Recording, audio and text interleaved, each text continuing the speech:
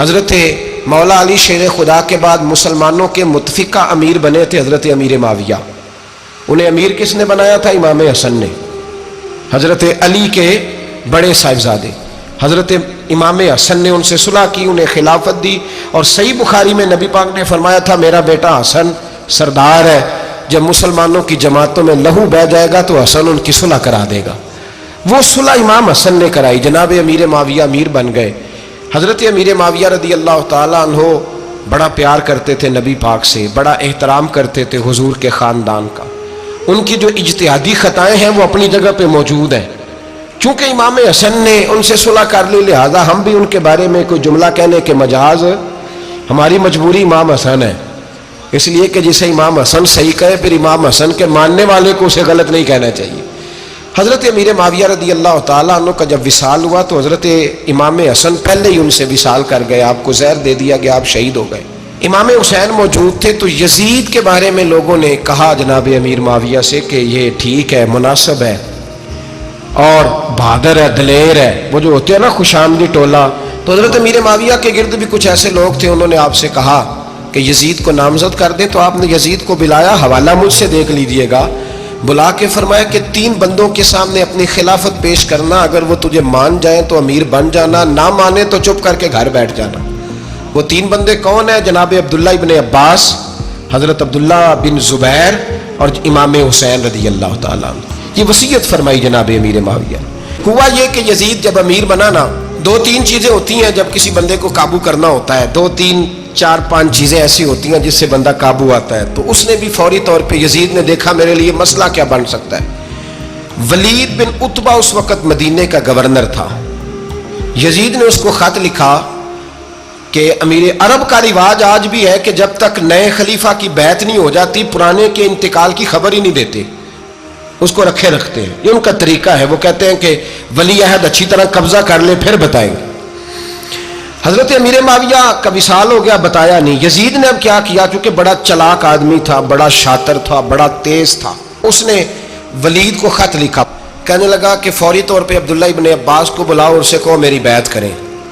یہ جو بیعت ہوتی تھی نا، یہ بھی سن لے کیا ہوتی تھی. یہ بیعت حلف ہوتا تھا کہ میں اللہ رسول کے نام پہ حلف دیتا ہوں کہ میں یزید کی اطاعت کروں گا، میں اس کے خلاف کوئی بغاوت نہیں کروں گا.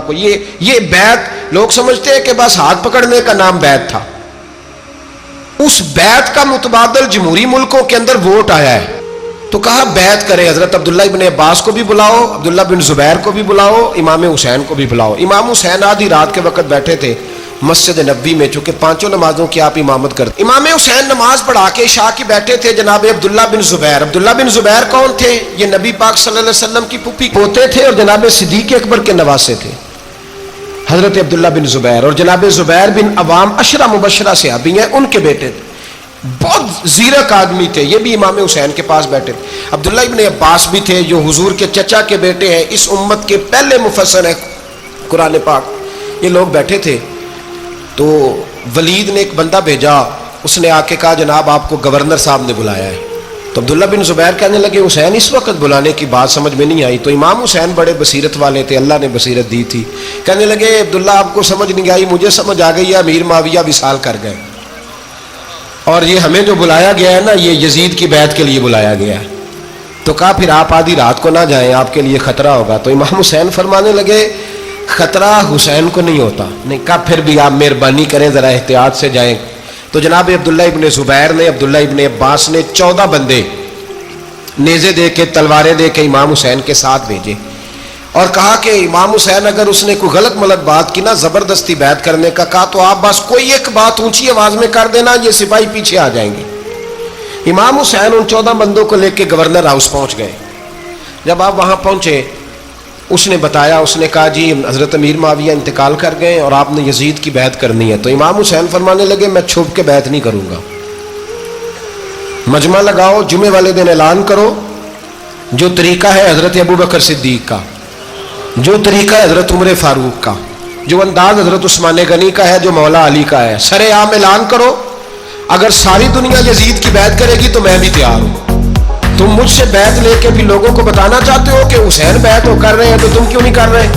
میں عام آدمی نہیں ہوں، لہذا چھپ کے بیعت نہیں کرتا. جب یہ بات کی نا تو ولید بڑا نرم دل تھا اور امام حسین کی شان کو جانتا تھا. وہ جانتا تھا یہ نبی پاک کا خاندان ہے. اس نے کہا جی مجھے تو حکم تھا, باقی آپ حضور کے نواز ہیں, میں کر کچھ. وہاں ایک بڑا بدبخت شخص بیٹھا تھا, عبد الملک بن مروان. وہ ولید سے کہنے لگا کہ اگر حسین آج تمہارے ہاتھ سے نکل گئے تو تمہارے لیے بہت بڑا مسئلہ کھڑا ہو جائے, انہیں جانے نہ دینا, یا بیعت کراؤ یا ان سے کہو جنگ کے لیے تیار ہو. تو امام حسین رضی اللہ تعالیٰ عنہ کے کانوں میں آواز گئی تو فرمانے لگے, ابن مرجانہ اگر تیرے اندر جرت ہے تو آ سامنے حسین کے, اس کے کانوں میں باتیں نہ کر, کانا پوسی نہ کر, باہر آ میدان میں, شرارت نہ کر, باہر آ, میں تمہیں ابھی بتاتا ہوں کہ حسین سے مقابلہ کرنے کا انجام کیا ہے. یہ کہہ کہ امام حسین باہر نکلے, اپنے بھائی محمد بن انفیہ کو بلایا, عبداللہ بن زبیر, عبداللہ ابن عباس, ڈھیر سارے لوگ اکٹھے ہو گئے. فرمایا یہ معاملہ ہے, اب کیا کرنا ہے؟ تو وہ کہنے لگے حضور وقت ابھی مناسب نہیں ہے, آپ اس طرح کریں یہاں رکیں, ہم مکے سے, عراق سے, کوفے سے لوگوں کو بلاتے ہیں, یہاں ایک بڑی مجلس مشاورت قائم کرتے ہیں. امام حسین فرمانے لگے اگر تم مشاورت قائم کرو گے تو ولید اور عبد الملک بن مروان وہ تو جنگ کرنے کو تیار ہے, اور نبی پاک نے فرمایا ایک مینڈا ہوگا جس کی وجہ سے مدینے کی گلیوں میں لہو بہے گا. فرمانے لگے میں وہ بکرا, وہ مینڈا نہیں بننا چاہتا. کہا پھر آپ کیا کریں گے؟ تو امام حسین رو پڑے, فرمانے لگے میں مدینہ چھوڑ جاؤں گا لیکن مدینے کی حرمت پامال نہیں ہونے دوں گا. امام علی مقام آدھی رات کے وقت نکلے. سیدہ فاطمہ کا دروازہ ایک اس دن تھا جس دن حضرت مولا علی کوفے چلے گئے, اور دوبارہ آج تالا لگا جب امام حسین نکلے. آپ جنت البقیع کے پیچھے کھڑے ہو کے حضور کا روزہ دیکھنے لگے. اس وقت گنبد تو نہیں ہوتا تھا, روزہ دیکھنے لگے. نانا تیرے کرم کے خزینے کی خیر ہو, میں جا رہا ہوں تیرے مدینے کی خیر ہو. سارا خاندان لے گئے, مکے تشریف لے گئے. حج کے ایام قریب آنے والے تھے. امام حسین نے وہاں لوگوں سے باتیں کی. جب امام حسین وہاں پہنچے تو کوفے سے خط آنے لگے. کوفہ حضرت علی کا دارالخلافہ تھا, وہاں آپ کے محبین, پیار کرنے والے ڈھیروں تھے. انہیں خط لکھے کہ حضور آپ چپ کر کے بیٹھے ہوئے ہیں اور ہمارے اوپر یزید مسلط ہو گیا ہے. آپ اگر میدان میں نہیں نکلیں گے, آپ نہیں آئیں گے تو ہم اللہ کی بارگاہ میں شکوہ کریں گے کہ کوئی ہماری کمان کرنے کو تیار ہی نہیں ہوا. اور وہ خط 1 2 3 نہیں آئے, وہ خط اتنے تھے کہ 3 بوریوں میں بھرے تھے امام حسین, 3 بوریوں میں. اب مجبوری ہو جاتی ہے, حق کے لیے کئی دفعہ بات کرنا مجبوری ہوتی ہے, اگر نہیں کرے گا تو پھر اس کو بھی قبر میں جواب دینا پڑے گا. امام علی مقام رضی اللہ تعالیٰ عنہ نے مکے میں اب لوگوں کو جمع کیا مشورے کے لیے. ہر بندے نے کہا حضور وہ بلا تو رہے ہیں پر اپنے وعدوں کے پکے. کہا حضور وہ پکے نہیں, آپ نہ جائیں. ہر بندے نے کہا حالات ٹھیک نہیں, حالات گراؤنڈ ریالٹی صحیح نہیں. یہی مشورہ آج بھی ہر بندہ دیتا ہے, ابھی حالات نہیں. اتنے خراب حالات کبھی نہیں ہوئے تھے جتنے امام حسین کے دور میں. لیکن فرمایا میں دین کے خلاف غلط حکمران کو مسلط ہونے کی اجازت, بول کے بتائیے, غلط حکمران کو مسلط ہونے کی اجازت, مزاحمت کروں گا, مخالفت کروں گا. امام کہنے لگے کوئی بات نہیں, وہ میرے ساتھ چلے نہ چلے لیکن میں کوفے جاؤں گا. وہ لوگ میرے ساتھ کھڑا ہونے کو تیار ہے تو وہ جھوٹ ہے یا سچ ہے پر میں چلوں گا. جب امام علی مقام نے اصرار فرمایا تو جو آپ کے قریبی صحابہ کرام کی اولادیں تھی ساری, یہ بھی اب بیماری ہے. کچھ لوگ کہتے ہیں جی صحابہ نہیں ساتھ چلے, تو میں کہتا ہوں اہل بیت نبوت کے تو کل افراد 21 تھے, تو 72 میں باقی اولادیں کس کی تھی؟ وہ ساری صحابہ کی اولادیں تھیں. وہ سارے, پتہ نہیں کیوں اس طرح کا فلسفہ بیان کیا جاتا ہے جس میں حالات خراب ہو. حضرت سیدنا امام علی مقام کو جب بہت زیادہ کہا گیا نا تو امام حسین رضی اللہ تعالیٰ عنہ نے فرمایا چلو میں ایک کام کرتا ہوں, مسلم بن عقیل کو بھیجتا ہوں. حضرت علی کے بھتیجے ہیں, امام حسین رضی اللہ تعالیٰ عنہ کے چچا کے بیٹے ہیں حضرت عقیل کے صاحبزادے مسلم بن عقیل. بڑے سمجھدار آدمی تھے, معاملہ فہم تھے, بڑے جری تھے. اتنا زبردست مشورہ کم لوگ دیتے ہیں جتنا حضرت مسلم بن عقیل دیتے تھے. ان کو بھیجا گیا کوفے. اب اس میں بڑی تفصیل ہے, وہ اپنے 2 بچے بھی لے گئے. جب وہ کوفے پہنچے نا تو کوفے پر جناب نعمان بن بشیر کی حکومت تھی. آپ گورنر تھے اور اہل بیت سے بڑی عقیدت رکھنے والے, نرم رویہ. عبید اللہ ابن زیاد کوفے کا گورنر نہیں تھا, یہ کسی اور علاقے کا. جب آپ وہاں پہنچے تو نعمان بن بشیر نے دیکھا کہ حضرت مسلم بن عقیل آئے ہیں تو لوگ دوڑے ان کی بیعت کرنے, بھاگے. اتنے لوگ جمع ہوئے کہ ایک دن میں 17,000 آدمی نے بیعت کر لی. کتنے بندے جی؟ 17,000 آدمی ایک دن آیا. اب وہ جو امام مسلم بن عقیل کے وہاں نعرے لگانے والے تھے کہنے لگے حضور یہ پہلے دن کی کارکردگی ہے، 2-4 دن میں دیکھیے کیا ہوتا ہے. 2-4 دن میں کیا ہوا؟ 40,000 آدمی نے بیعت کر لی. اب وہ 40,000 بندہ تیار ہو گیا. ادھر سے جو یزید کے وفادار تھے انہوں نے خط لکھا یزید کو کہ تو نے بڑا نرم آدمی گورنر بنایا ہے اور 40,000 بندہ چلا گیا حسین کی طرف. اگر ایک دن مسلم بن عقیل اور رہے تو جو تمہارا گورنر بیٹھے ہیں نا جناب نعمان بن بشیر، ان کو گورنر ہاؤس سے نکال کے مسلم بن عقیل قبضہ کر لیں گے. تو چپ کر کے بیٹھا ہے. یزید بڑا تیز تھا، اس نے ایک آدمی گھوڑے پہ دوڑایا. عبید اللہ ابن زیاد ایک اور علاقے کا گورنر تھا پر بڑا ظالم سا بدماش تھا، بڑا سخت گیر آدمی تھا. اس کو کہا کہ تو پہلے ایک صوبے کا گورنر ہے، جا تجھے دوسرا صوبہ بھی دیا. اس طرح کار فوری طور پہ کوفے پہنچ اور جا کے مسلم بن عقیل کو گرفتار کر، جو آدمی ان کا ساتھ پھر بھی دے اسے قتل کر دے. اس نے کیا کیا؟ وہ آدھی رات کو آیا، منہ چھپایا، جبہ پہنا، لوگ سمجھے امام حسین آ گئے. بہت سارے لوگوں نے اس کے نعرے بھی لگائے. وہ چپکے سے داخل ہوا اندر اور چپکے سے داخل ہو کے اس نے سب سے پہلا کام یہ کیا کہ نعمان بن بشیر رضی اللہ عنہ کو معزول کیا، کوفے کے گورنر ہاؤس پہ قبضہ کیا. پھر اس نے اسی وقت سوئے ہوئے سرکردہ لوگ، جس طرح ایک گاؤں کا چودھری دوسرے کا محلے میں قبیلوں کے جو لوگ تھے چودھریوں کو بلایا، کچھ کو سزائیں دی، کچھ کو سخت کہا، کچھ کو ان کے عیب گنوائے کہ وہ تمہارا فلانا مسئلہ پھر خراب کر دوں گا، بلیک میل کیا. صبح ہونے تک حالات اگر تم نے میرے قابو میں نہ کیے تو یاد رکھنا بڑا مشکل ہوتا ہے حق پہ کھڑا ہونا. بڑی چیزیں لوگوں کو یاد آتی ہیں، اللہ جانتا ہے. پہلے کچھ ہوتا ہے، بعد میں معاملہ کچھ ہوتا ہے. حضرت مسلم بن عقیل کے ساتھ جس دن عبید اللہ ابن زیاد آیا 40,000 کا لشکر تھا. اگلے دن صبح ہوئی، اگلے دن تو یہ حال ہو گیا کہ آپ جب کوفے کی جامع مسجد میں زور کی نماز کے لیے گئے تو 5-7 ہزار آدمی نماز پڑھنے آیا. اور جب مغرب کا وقت آیا تو لوگوں نے چند ہزار لوگ رہ گئے، نماز کی نیت باندھی. توجہ کرنا میری بات پہ، ایک مسئلہ بھی سمجھ میں آئے گا. لوگوں نے نماز کی نیت باندھی تو حضرت مسلم بن عقیل امامت کر رہے ہیں، ہاتھ باندھے ہوئے ہیں. تو بہت سارے لوگوں نے پیچھے ہاتھ چھوڑ دیے. ایک بندے نے دوسرے سے پوچھا وہ ہاتھ کیوں نہیں باندھتے؟ کہنے لگے اگر عبید اللہ ابن زیاد کے کسی بندے نے دیکھ لیا نا تو ہم اسے کہیں گے ہم تو نماز پڑھ ہی نہیں رہے تھے، ویسے ہی کھڑے تھے، ہاتھ ہی نہیں باندھے سرے سے. جب نماز کی امامت باندھی تو 10-11 صفیں تھیں. جب مسلم بن عقیل رضی اللہ تعالیٰ نے سلام پھیرا تو پیچھے بندہ ہی کوئی نہیں تھا. حضرت مسلم بن عقیل کو گرفتار کیا گیا. عرب کا رواج تھا دشمن کو سخت سزا دیں تاکہ باعث عبرت بنے. بہت اونچا مینار تھا کوفے کا گورنر ہاؤس کا، اوپر لے جا کے جناب مسلم بن عقیل کو زمین پہ گرایا گیا. اور جب وہ شہید ہو گئے تو شہید ہونے سے ایک رات پہلے وہ خط لکھ چکے تھے امام حسین کو کہ آپ آ جائیں، حالات بڑے اچھے. خط ملا تو امام حسین مکے سے کوفے کی جانب چل پڑے. امام علی مقام رضی اللہ تعالیٰ عنہ جب چل پڑے تشریف لا رہے تھے تو رستے میں فرزق شاعر ملا، بڑا محب اہل بیت تھا. رستے میں ملاقات ہوئی، اللہ اکبر. حضرت مسلم بن عقیل جب گرایا شہید ہو گئے تو پھر اس نے اس طرح کیا کہ آپ کی لاش کو لٹکا دیا چوک میں. لوگ دیکھتے تھے تو عورتیں بچوں کہتی تھی تو نے باہر نہیں نکلنا، ہم نے نہیں امام حسین کے ساتھ چلنا، بس بڑا خوف ہے، کوئی بندہ نہ باہر نکلے، کوئی نہیں ضرورت ہمیں، حالات بہتر ہوگی تو دیکھی جائے. آج کتنے لوگ ہیں، کتنی دیگیں پکی، کتنی نیازیں بٹی، کیا کچھ ہوا. آپ ناراض نہ ہونا، میں آپ میں سے ہوں، آپ مجھ سے ہیں، یہ بات آپ کی نہیں میری سب کی ہے. آج بھی اگر امام حسین کے نام پہ جان دینے کی باری آئے گی تو دیگیں ہی رہ جائیں گی. ناراض تو نہیں ہو گئے آپ لوگ؟ فٹافٹ مائیں کہیں گی باہر دی جانا، بالکل پتر سانو کی لگے، سارا دن کوئی ہمارے لیے.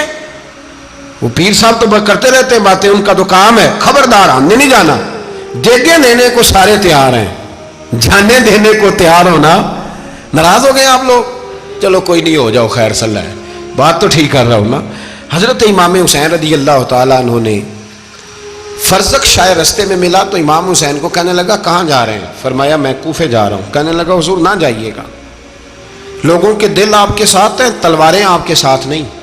सैयदना इमाम हुसैन रदी अल्लाह ताला अन्हु को आके कहा, हुजूर वो सारे कूफे वाले मानते हैं कि बात हुसैन की ठीक है, लेकिन आपकी सपोर्ट नहीं करेंगे। और अगली बात फरजक ने यह की कि हुजूर मैं हज़रत मुस्लिम बिन अकील की लाश को लटकी हुई देख के आया हूँ कूफे के चौक में। बड़ा ही खूबसूरत फिक्रा है इमाम हुसैन का। फरमाने लगे, मेरा भाई लटका हुआ था, कहीं किसी के आगे झुका तो नहीं था? लटका ही था ना, कहीं झुका तो नहीं किसी के आगे? कहा हुजूर नहीं। तो आप फरमाने लगे, अगर मुस्लिम बिन अकील लटक गया तो हुसैन भी लटक जाएगा, लेकिन झुकेगा। हजरत इमाम हुसैन तशरीफ लाए, बच्चों समेत आए। हुर बिन यजीद एक शख्स था। हुर बिन यजीद एक मुख्तसर सा लश्कर लेके उसने इमाम हुसैन को एक जगह पे रोका, फिर दूसरी जगह पे रोका, बिल आकर तीसरी जगह पे रोका। तो इमाम हुसैन ने फरमाया, जगह कौन सी है? कहा हुजूर करब व बला। फरमाया बस यही खैमे लगा दो, यही। हजरत सैयदा ज़ैनब ने पूछा इमाम हुसैन से कि सारे जमाने ने रोका है, ठीक है आप हक पे हैं, ये भी सब ने कहा आप हक पे हैं, पर रोका भी सब ने, आप रोके क्यों नहीं? तो इब्ने कसीर और इब्ने असीर लिखते हैं कि इमाम हुसैन रो पड़े, कहने लगे, बहन मैं रुक जाता, पर मैंने रात को नाना मुस्तफ़ा को ख्वाब में देखा है। तो हुजूर ने फरमाया, हुसैन अगर आज ये रिवाज पड़ गया ना यजीद जैसे लोगों का, तो कयामत तक पड़ा रहेगा।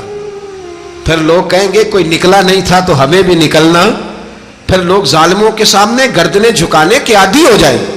मैं कहता रहता हूं, कह रहा हूं, करबला की जंग कुफर इस्लाम की जंग नहीं, कुफर इस्लाम की जंग नहीं करबला की, क्योंकि यजीद तो बड़ा पक्का नमाजी था, खुतबा देता था वो। तो जब इमाम हुसैन रदी अल्लाह ताला अन्हु ने करबला के मैदान में जुमे का दिन था तो यजीद के सामने को बात करनी शुरू की, अमर बिन साद के सामने। तो अमर बिन साद कहने लगा, हुसैन ज्यादा बातें ना कर, हमारा जुमा लेट हो रहा है, जंग के लिए तैयार हो, फटाफट आ। अहले बैत नबुव्वत को कत्ल करेंगे और कत्ल के बाद फिर नमाज पढ़ेंगे और फिर कहेंगे अल्लाहुम्मा सल्ली अला मुहम्मदिन व अला आले मुहम्मद, उसी नमाज में फिर दरूद भी पढ़ेंगे। ये कैसा मर्तबा है, कैसा अंदाज है, दोस्ती कातिल से भी, मकतूल से याराना भी। इमाम हुसैन ने करब हुर बिन यजीद इमाम हुसैन से कहने लगा, मुझे हुक्म है आपको रोकने का, आप आगे नहीं जा सकते। इमाम साहब ने फरमाया, वजह जमीन अल्लाह की है। उसने कहा, आप बैत नहीं कर रहे, यजीद की हालात आपके हक में दुरुस्त नहीं है, आप नहीं जाएंगे। इमाम रोक गए। जोहर की नमाज का वक्त हुआ तो हजरत अली अकबर इमाम हुसैन के बड़े साहिबजादे, उन्होंने अजान जोहर पढ़ी तो हुर बिन यजीद के लश्कर ने इमाम हुसैन के पीछे नमाज अदा की। कहा, भाई तुम मुकाबले में आए हो, नमाज पीछे पढ़ते हो? कहा, हुजूर मुकाबला तो तलवारों से कर रहे हैं, पर हमारा दिल तो मानता है ना कि मुस्तफ़ा का नवासा बड़ी शान वाला है। हुर बिन यजीद ने 3 नमाजें लश्कर समेत इमाम हुसैन के पीछे पढ़ी हैं, 3 नमाजें, जोहर असर और मगरिब। फिर इमाम हुसैन के सामने शराइत पेश की कि आपको यहाँ घेर लिया गया है, यहाँ आप बैत करेंगे या आप जंग करेंगे, 2 ही बातें। इमाम हुसैन ने फरमाया, नहीं भाई बैत तो मैं नहीं करता, इसके अलावा तुम जो कहते हो मैं करने को तैयार हूं। उसने खत लिखा, उबैदुल्लाह इब्ने ज़ियाद को एक बंदा दौड़ाया पीछे, कूफे चंद मील पे कूफा था। कहा, वो नहीं मान रहे, क्या करना है? तो हुसैन इब्ने अली है, मैं ज्यादा देर उन्हें रोक भी नहीं सकता। उन्होंने पैगाम दिया हुर बिन यजीद को कि करना कुछ भी नहीं, उनका पानी बंद कर दो, ब्लैकमेल करो, खाना पानी नहीं मिलेगा, छोटे छोटे बच्चे हैं, खुद ही मान जाएंगे।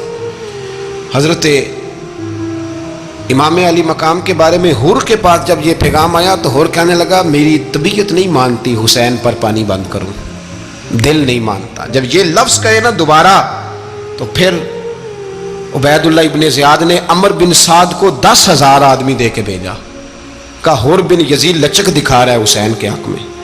एक रे का इलाका था, बड़ी वहां फसल होती थी, लोग कोशिश करते थे वहां का गवर्नर बनने की, कोशिश करते थे। तो उबैदुल्लाह इब्ने ज़ियाद कहने लगा, तुम्हें रे की गवर्नरी मिलेगी, सबसे सरसब्द शादाब इलाका, तुम्हें वहां का गवर्नर बनाया जाएगा अगर हुसैन के खिलाफ लड़ोगे।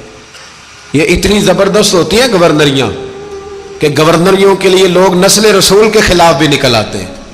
ये इतनी तगड़ी होती हैं, इतनी जल्दी वफादारियां बदलती हैं। वक्त इतना नहीं कि मैं मजीद तफसील में जाऊं।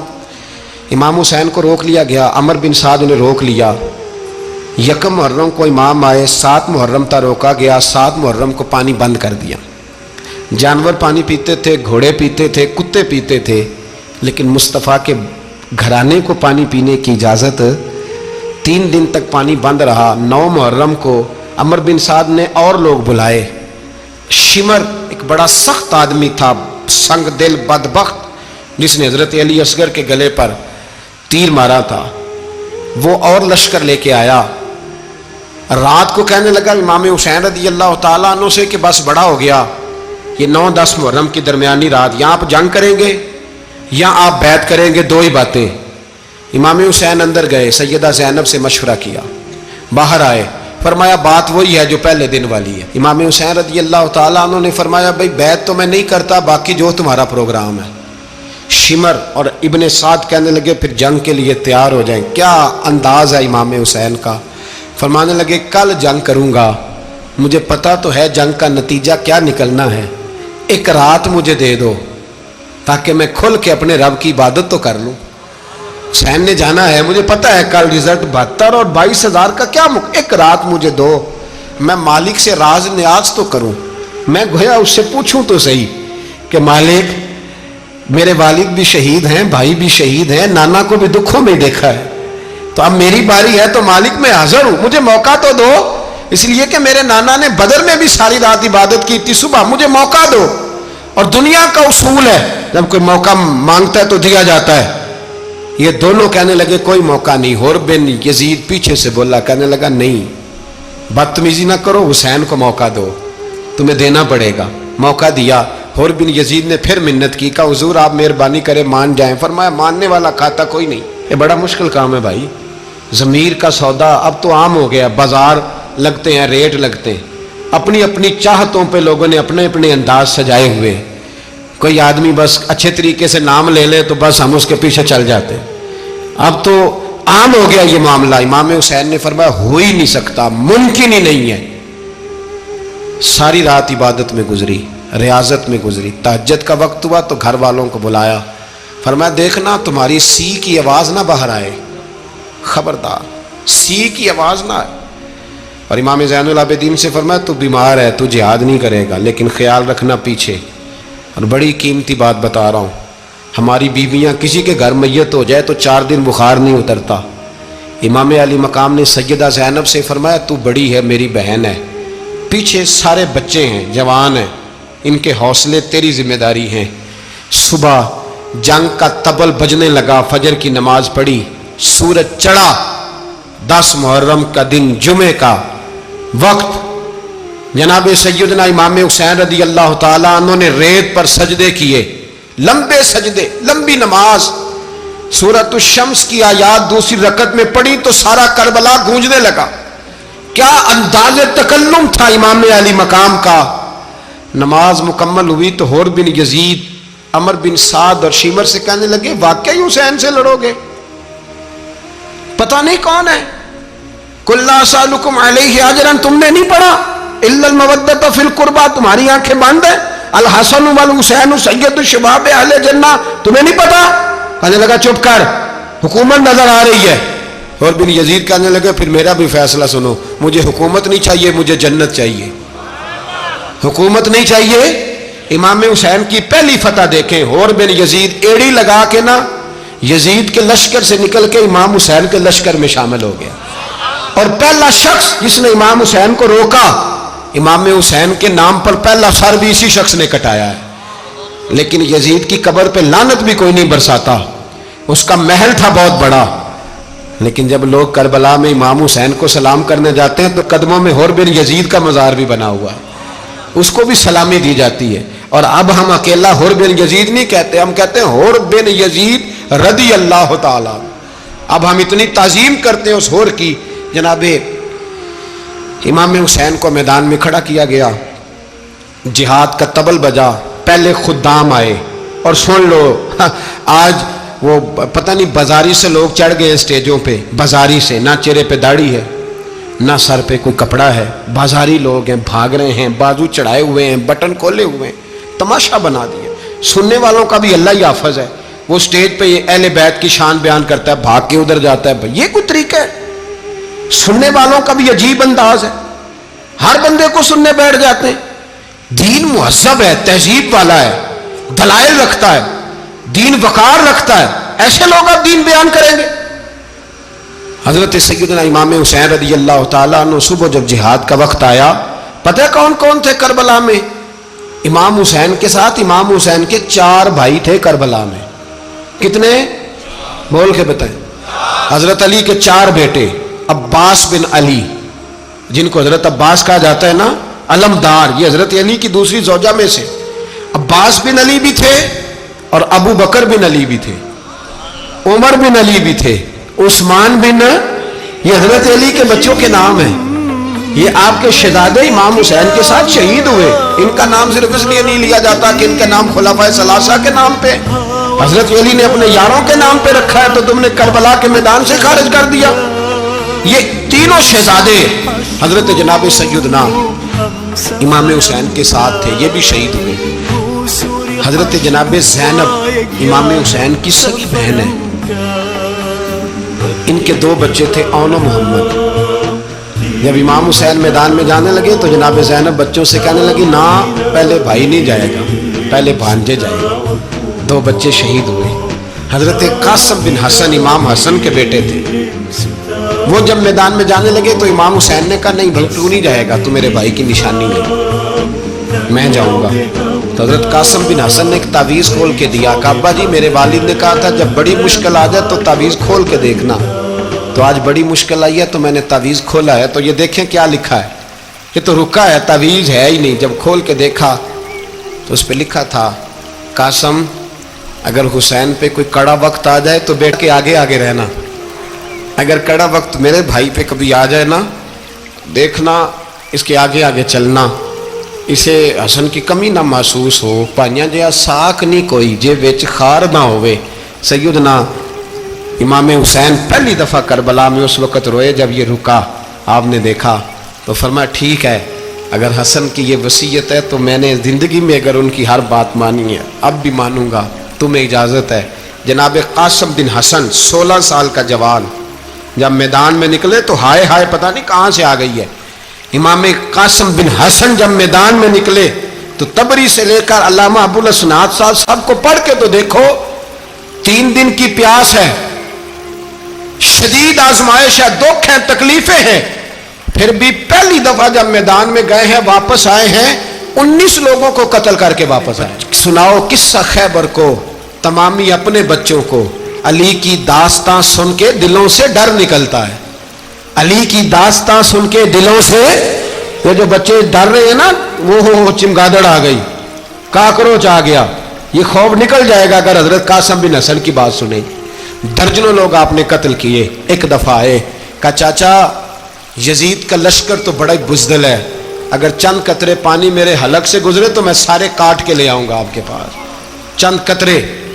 لیکن تھوڑی دیر گزری، عمر بن سعد کہنے لگا اکیلے اکیلے جاؤ گے تو علی کا پوتا ہے، یہ سب کو مار دے گا، کٹھے جاؤ. چاروں جانب سے تیر برسے، ایک تیر لگا آ کے گردن کے پیچھے، بس جناب سیدنا قاسم بن حسن گھوڑے سے نیچے گرے.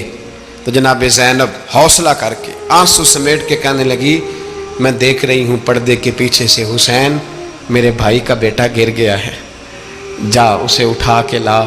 حضرت امام حسین ان کو اٹھا کے لائے تو امام حسین نے سینے سے لگایا ہوا تھا تو ان کے پیر، ان کا قد لگتا تھا امام حسین سے زیادہ ہے. اٹھا کے لایا، لٹا دیا گیا. امام حسین کے اپنے بڑے بیٹے میدان میں نکلنے کو، علی اکبر نام ہے، جب جن لوگوں نے حضور کو نہیں دیکھا تھا وہ جب کہتے نا ہم نے نبی پاک کا دیدار نہیں کیا تو بتاؤ کس طرح کے تھے، تو بتایا جاتا تھا کہ جناب علی اکبر کا دیدار کرو، ہم شبیہ مصطفیٰ.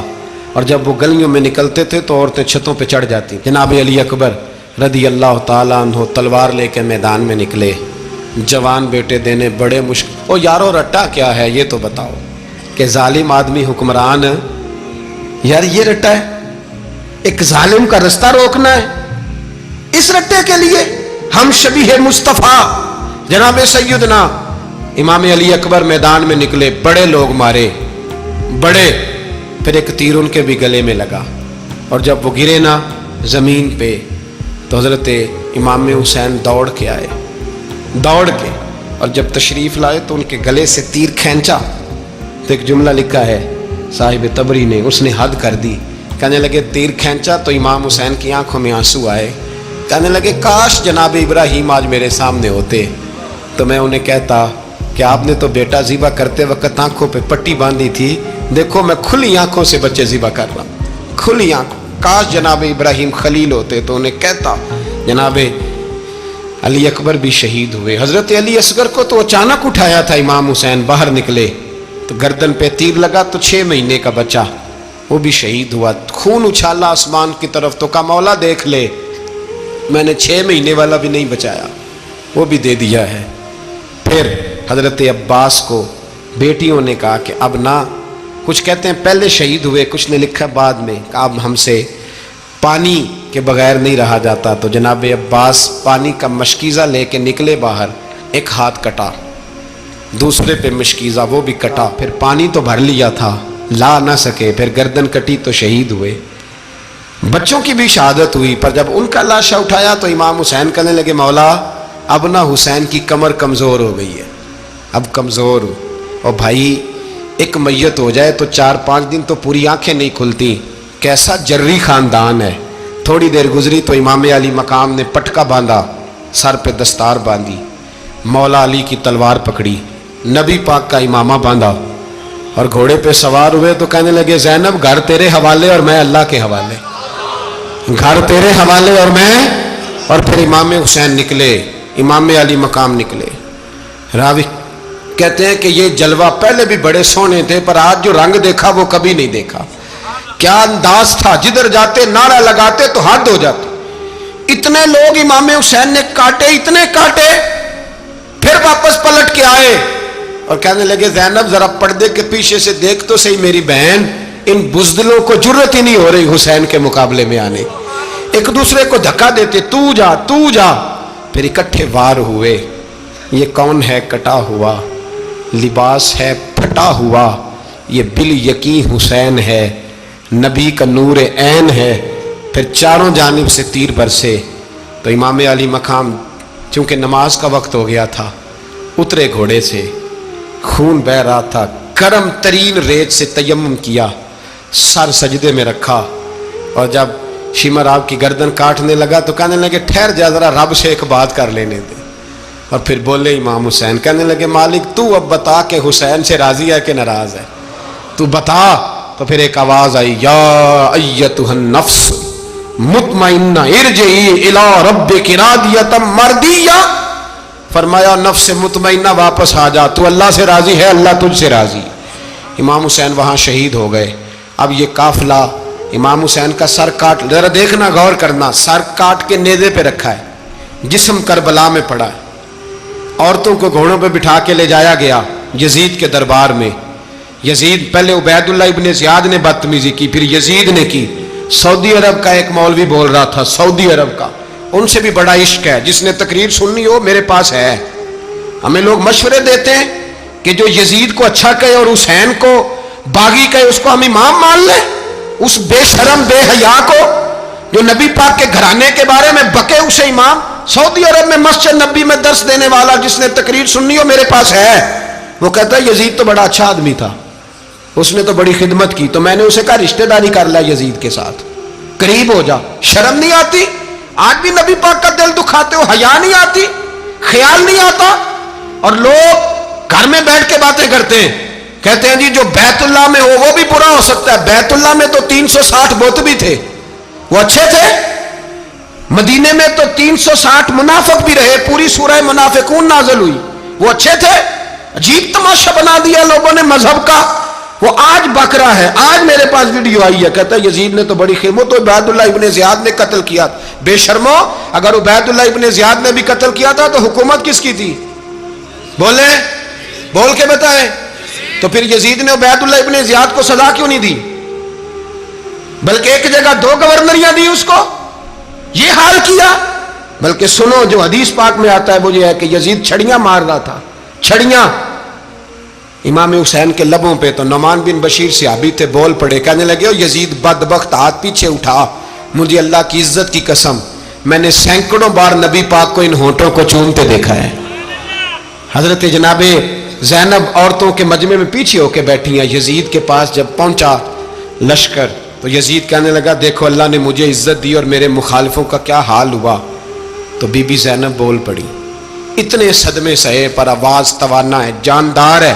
حضرت سیدہ زینب نے جب سنا نا کہ یہ کہہ رہا ہے کہ مجھے اللہ نے عزت دی، تو جناب زینب بولی، نعمان بن بشیر کہتے ہیں بی بی بولی، اتنے صدمے ہیں پر جناب زینب بولی اللہ اکبر، اس انداز میں بولی کہ پہلے قرآن مجید کی آیت پڑھی، کہنے لگی وَتُعِزُّ مَن تَشَاءُ وَتُذِلُّ مَن تَشَاءُ بِيَدِكَ الْخَيْرُ إِنَّكَ عَلَىٰ كُلِّ شَيْءٍ قَدِيرٌ۔ اور پھر کہنے لگی یزید تو بکتا ہے، کہتا ہے کہ تو عزت والا ہو گیا، یہ تیری حکومت ہے، 4 دن گزرنے دے، تجھ پہ کوئی لعنت بھی نہیں برسائے گا، اور میرے بھائی کا قیامت تک ممبروں میں اور خطبوں میں ذکر ہوا کرے گا، وقت گزرنے دے۔ جب جناب بی بی زینب بول رہی تھی تو حضور کے ایک نابینا صحابی پاس بیٹھے تھے، جناب نعمان بن بشیر کا ہاتھ ہلایا، ہلا کے کہنے لگے کیا علی آ گئے؟ تو علی کی آواز لگتی ہے، جبریل امی بول رہے ہوں جیسے، حکمت کے گوہر رول رہے ہوں جیسے، دربار دمشق میں بی بی زینب کا خطاب، منبر پہ علی بول رہے ہوں جیسے۔ میرے بھائی بس کربلا والا قافلہ تو مدینے پہنچ گیا، 3 سال یزید نے حکومت کی، شرابیں عام ہو گئیں، مکے پہ حملہ